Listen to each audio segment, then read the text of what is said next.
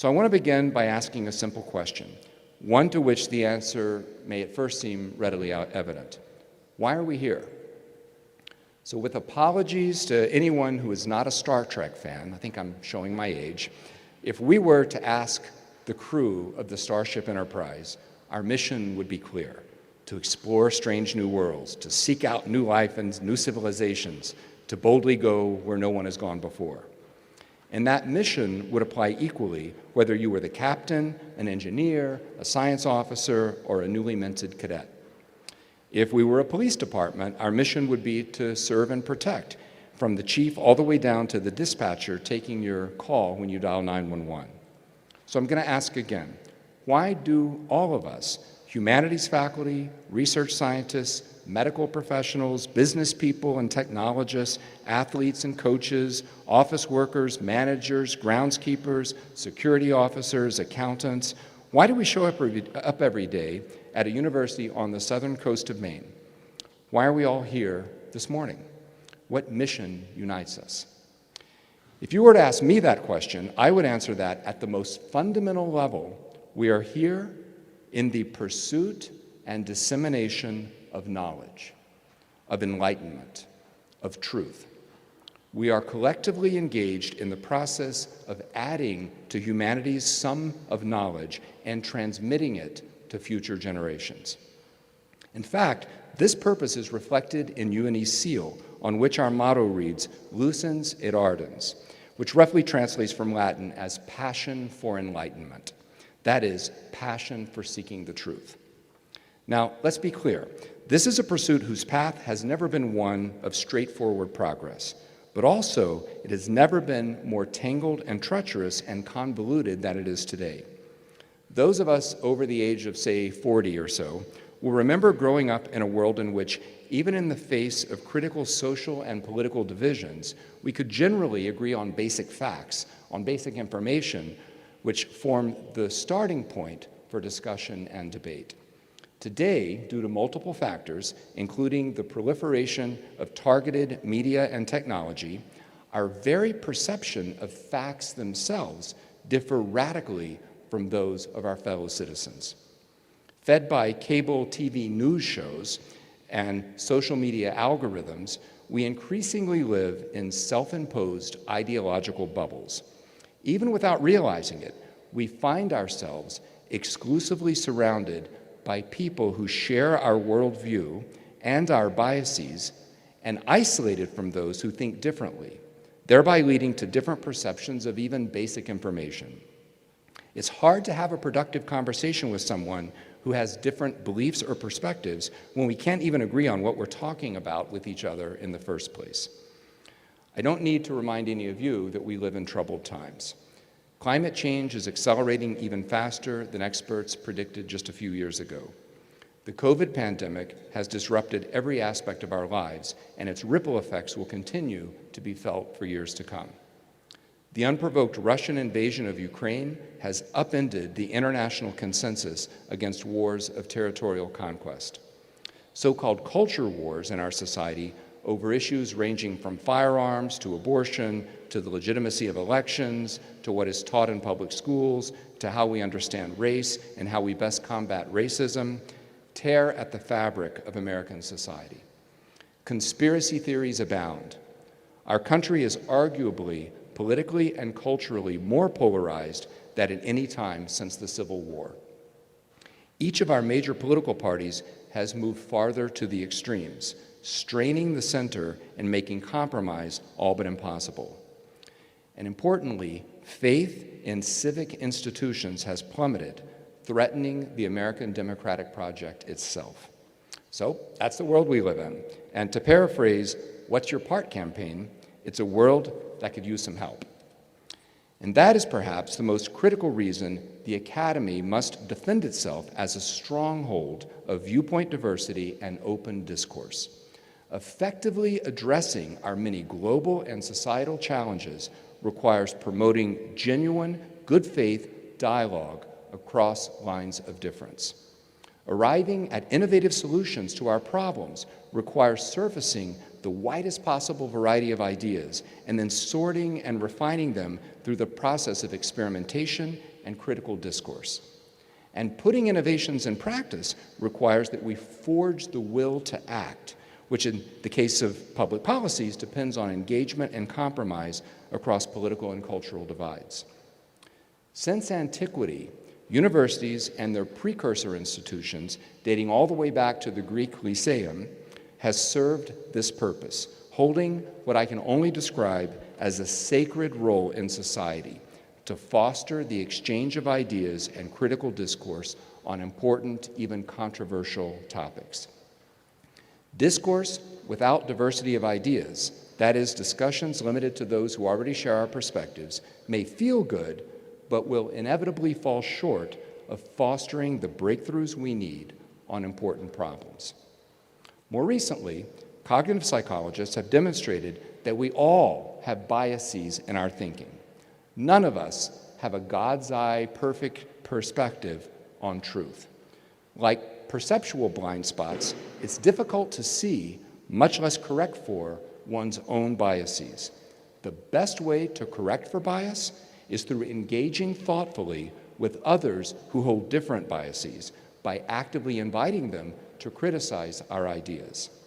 And yet, the very idea of viewpoint diversity and robust discourse across differences is now under attack from both far-right and far-left political movements, from both outside forces and forces within the academy itself. Over the past few months, right-wing politicians in 15 states have passed legislation seeking to dictate how slavery and its aftermath can be discussed in classrooms. Efforts to ban books discussing sexual identities and preferences are on the rise. Faculty at some red state universities have faced sanctions for sharing their expertise in public forums when it conflicts with the agendas of state governments.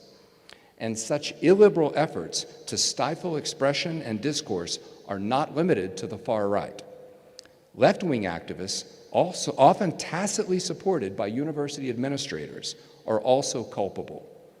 Renowned scholars have had their invitations to speak at institutions like MIT, for example, on topics as benign as planetary science, canceled because of social media-fueled uproars around the speaker's unrelated criticism of some of the policies of their home university. Professors at institutions around the country have been disciplined or even fired under dubious pretexts when they questioned the received ideological orthodoxy around race or gender. And students at institutions as prestigious as Yale Law continue to use the so-called heckler's veto to shout down and silence speakers with whom they disagree. And most disturbing of all, some pundits have tried to justify the indefensible, the attempted murder less than 2 weeks ago of a novelist because his work offended their religious sensibilities. Fueled by social media, such attacks on open expression have given rise to a stifling sense of fear and intimidation. Indeed, several recent polls have demonstrated the rapid growth of self-censorship on college campuses. Students, faculty, and professional staff alike live in fear that a heterodox opinion or even a decontextualized comment could invite self-righteous mobs to call for their head. And let's not fool ourselves into believing that this doesn't happen at UNE. I've had a number of students reach out to me to share how they bite their tongue and remain silent out of fear of retribution by peers or professors. Given the times in which we find ourselves, it's more important than ever that universities recommit themselves to their role of encouraging discourse across differences, that is, to fostering a robust marketplace of ideas. And as I noted before, building this marketplace depends on our actively encouraging diversity of perspectives and ideas within our community. Moreover, in promoting ideological diversity, we must avoid the mistake of assuming that identity neatly corresponds to ideology. There is tremendous heterogeneity among individuals within any given identity group. Diversity of race, ethnicity, gender, and the like are important in their own right. but they simply cannot serve as proxies for ideological diversity. We must foster an environment in which civil, robust discourse is not merely tolerated, but encouraged. We must empower our students with the tools to articulate their ideas, even when doing so is uncomfortable. We must stress the importance of genuinely listening to others, especially those with whom we are inclined to disagree. We must encourage the art of holding ideas tentatively and of changing one's mind based on evolving evidence and reason. We must inculcate in our students and in ourselves an appreciation for context, nuance, ambiguity, uncertainty, and even perplexity. We must encourage curiosity, and we must do all of this in a way that is civil, respectful, thoughtful, and even kind. Indeed, marrying robust discourse with genuine humility and kindness should be the hallmark of UNE's approach. We're already making progress in this work. Our Center for Global Humanities and our Tangier Global Forum host scholars from across the country and around the world to speak on important topics from various perspectives. The President's Forum brings together scholars and activists from different perspectives to discuss timely, controversial topics in a moderated conversation. In all of these events, we provide ample opportunity for students and others to engage directly with the speakers. Our Center for Excellence in Teaching and Learning provides workshops, brown bag lunches, book groups, learning communities, and other resources for faculty and professional staff on topics such as promoting difficult dialogues and teaching controversial topics. We've hosted debates between Maine's gubernatorial candidates, and I myself have offered a TED Talk and authored opinion pieces on the importance of viewpoint diversity. Our library has established a crowdsourced website of resources around diversity, equity, and inclusion, as well as another around resources to support viewpoint diversity. And we recently established a university website on the marketplace of ideas, which describes our position on free expression, offers various resources, and notes ongoing programming in this area. And we featured a steadfast champion of viewpoint diversity at our most recent commencement ceremony in the person of Speaker Professor Jonathan Haidt. In addition, we're already beginning to see the emergence of some grassroots efforts.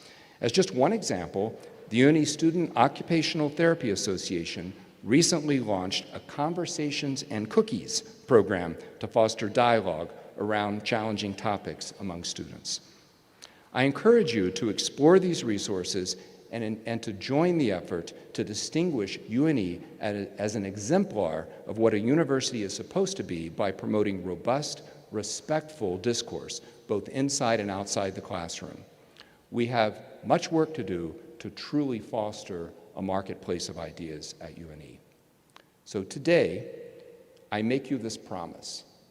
When any of you, members of our faculty or professional staff, engage in good faith efforts to promote difficult conversations on our campus, should you face criticism from students or others for doing so, I will have your back. And I will make sure that your deans and your supervisors have your back. Needless to say, I don't intend this to be a carte blanche for inappropriate behavior. Promoting hard conversations must be done with sensitivity and respect. But we will not follow the path of so many of our peer institutions, which now prioritize avoiding the risk of controversy and placating angry mobs over open discourse, thereby creating a stifling climate of fear and intimidation. Again, I have your back. In this spirit, I'd also like to take this opportunity to announce a new award, the President's Award for Constructive Discourse. I will offer two $1,000 awards annually, one for faculty and one for professional staff, to acknowledge individuals who intentionally promote constructive dialogue on difficult or controversial topics within our community. So stay tuned for more information about how to nominate a colleague or how to nominate yourself for this recognition. We Nor'easters have the opportunity to assume a leadership role in this work among American universities. By doing so, we will not only distinguish UNE from our peers, but more importantly, we will be doing our part to address the challenges facing this troubled world. I want all of you, each and every person in this room, to be able to engage in discourse without inhibition or fear, to feel supported in the pursuit of knowledge and truth, and to be proud to participate in a process that is respectful and open-minded and that promotes intellectual humility and curiosity.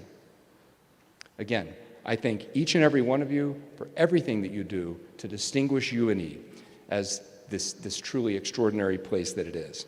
My very best wishes for this academic year, and together, let's all do our part to make it the best one ever. Thank you.